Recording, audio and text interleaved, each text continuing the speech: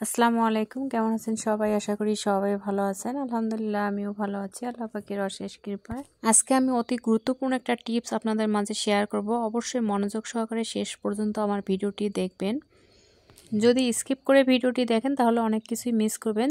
আমি একদমই ছোট করে এই ভিডিওটা তৈরি করেছি যাতে আপনাদের মনোযোগ নষ্ট না হয়। অবশ্যই শেষ পর্যন্ত দেখবেন। আমরা অজান্তেই আমাদের ব্রেনে ক্ষতি করে ফেলি। যখন আমাদের বড় ধরনের সমস্যা হয় তখন আমরা আসলে টের পাই জিনিসটা। চলুন তাহলে আমরা মূল ভিডিওতে চলে যাই।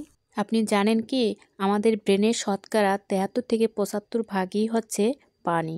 কাজেই আপনি যদি নিয়মিত সঠিকভাবে পানি পান না করেন, সেটি কিন্তু আপনার ব্রেন ফাংশনকে দুর্বল করে ফেলবে।